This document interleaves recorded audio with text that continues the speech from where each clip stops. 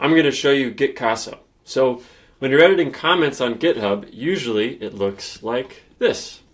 With Gitcasso, it looks like this. So the syntax highlighting is nice, it looks kind of pretty, but that's not the point. The point is I make mistakes when I am writing my URLs, and it can be hard to tell, but with syntax highlighting you can see right away. So it's about correctness and being able to work a little faster. The other thing I screw up is I'm investigating an issue or a PR, and I end up with a million tabs open, and I lose track of where I started.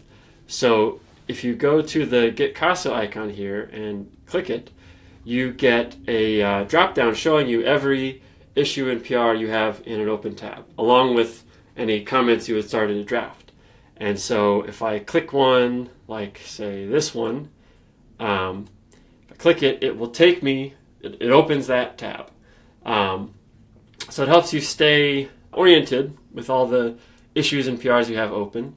You can search the drafts that you've started.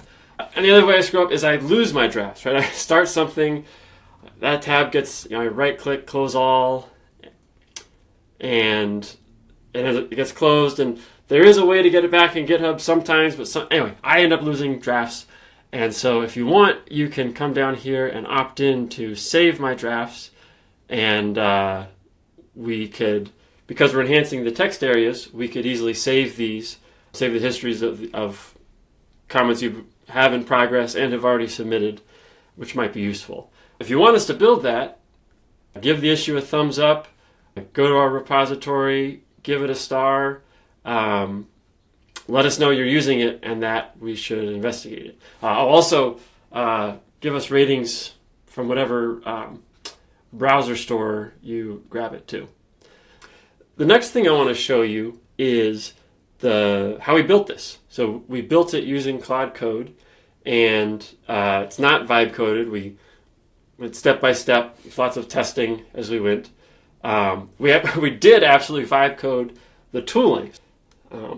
So if you go to Gitcasso and then our contributing.markdown, we've got all the entry points, a diagram of how it all works. But we're going to fix an issue together real quick. So the issue is a silly one. Gitcasso is not grabbing issue titles correctly. And you can close this to make it simpler. If I open up here, you can see it just says description. So for projects, or for PRs, it works. It gets the title, GitHub projects. But for issues, it's not grabbing it. And so we're going to fix that real quick. So if I open up Cursor and I run pnpm corpus, this gives us this corpus viewer, which is a set of snapshots. So we have a snapshot of an issue. We have a snapshot of an issue where you're doing an edit. We have looking at an issue in a project, all these different cases.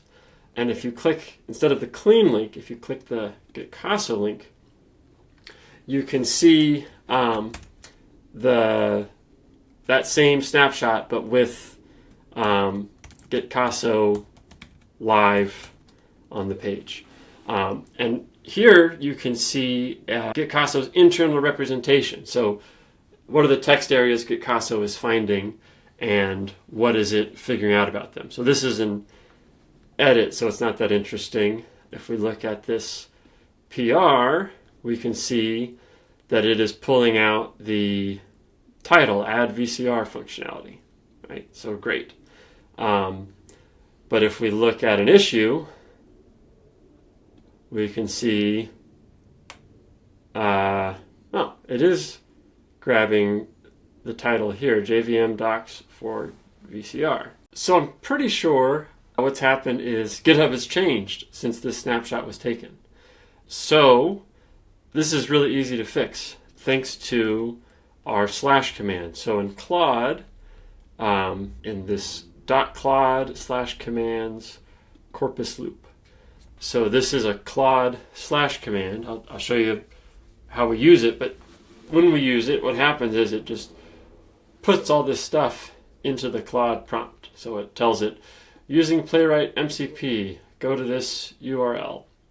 And it can take arguments. So we're going to use the argument ghissue. So go to corpus/ghissue/Gitcasso. There will be a div with this ID. Wait half a millisecond or half a second for it to settle. Inside this div, you'll see something like this, right? And here it is. So it tells Claude that there's this tool and this is how it works.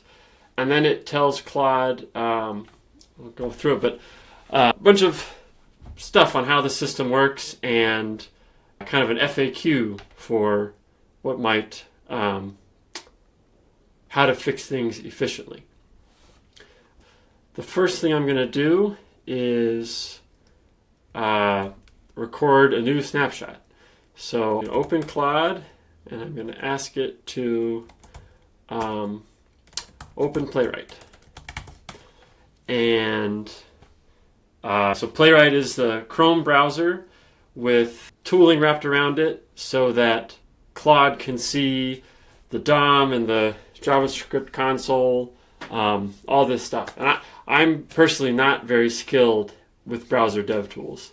And Playwright is just astoundingly fluent in them. So this is the browser it opened up for me. I'll put it to the side here. And if I look at this snapshot, I want to update. This was its title. One thing with these snapshots, I'm using this test account, Cavia Parcellis, because these snapshots are in a public GitHub repository. I'm not sure if maybe there's some auth stuff sneaking in, so this test account only has read-only access to these public projects. So to record a snapshot, we're using this single file browser extension. So I just click it and it records it, and here's the download. So if I bring up Gitcasso, move it to the left, and then in the Gitcasso project, if I go tests corpus, so here's the ghissue that I want to replace. So delete this, move it to trash, and I'll pull this one over, and I'll rename it ghissue.html. And so if I open a new terminal and do npm corpus ghissue, awesome. So now we're recreating the problem that it's getting description as the title. So now I'm going to go to Claude and I'll do our slash command. I'll do slash corpus loop and the ghissue. And we'll see here in the Playwright browser, it opened the URL, and sure enough, it's seeing that same thing we've been talking about. And if we see what it saw, it sees the enhancer is working and has successfully identified the text area for adding comments. A title, description, which appears to be extracted from the page. So I'm going to tell it the problem is that the title should be this.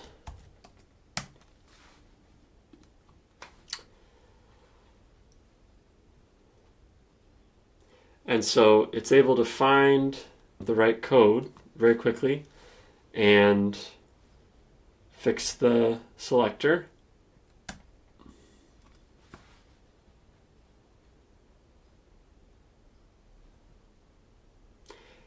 And we see it clicks this button here, which triggers a rebuild. And sure enough, JVM docs for VCR. So the tool that makes this possible, that shows the internal representation, manually injects the browser extension in a way that we can see its internal representation here. I'll show you that code real quick, corpusview.ts. This is absolutely vibe coded. I have not really read this. I've just asked it what I wanted. And mostly through this comment at the top. So just described where the files live and how I want it to show them to me, and it just made it. And then give it a description telling it how it works, how to use it, and just like that, it's fixed. So I think our job as software developers now is to design and describe a pipe that captures the problem domain, and then describe and design a pipe that captures the output of your solution. And once you've described these pipes, AI can build them for you. And then when you have those pipes, AI can build the solution or help you build the solution really effectively. And you can oversee it easier because you have these pipes to work with.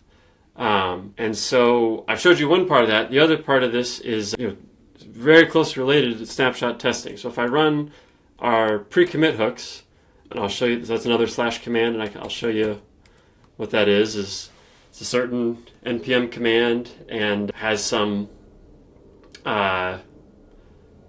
tips for how what things might go wrong and how to fix them. So in this case, there's all these snapshot tests and tells how to update the snapshots. So all of these entries in the corpus that I've showed you have snapshot tests where for everything in the corpus, this is the snapshot. And then there's another snapshot test on the UI part that turns each of these into a table entry separately.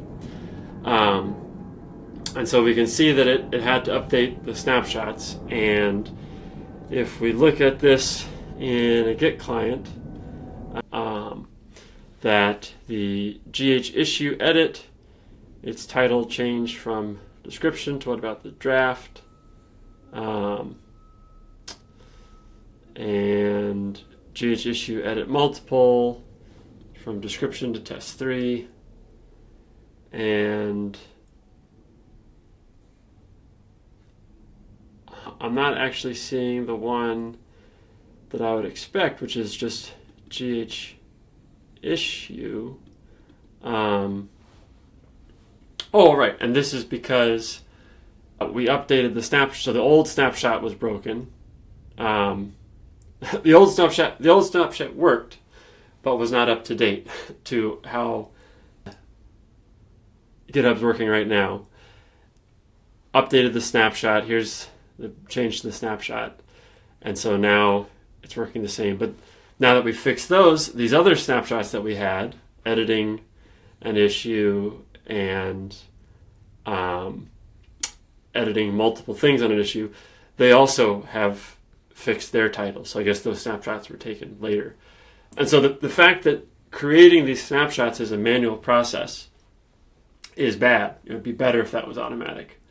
And I'm sure AI could help us build that too. But anyway, that's far enough for this example. So that's it. That's Gitcasso. My name is Ned. This is my shed. You've been watching nedshed.dev. If you've watched for this long, I hope you're glad that you did. It's my first time doing this. And if you are glad, you can let me know by going to nedshed.dev, subscribe to that Substack, subscribe to the YouTube channel. Let me know that I should do some more or not.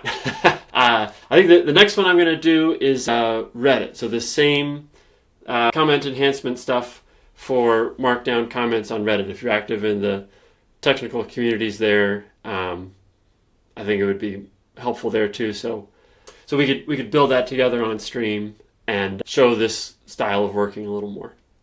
Anyway, hope to see you next time. Thanks a lot.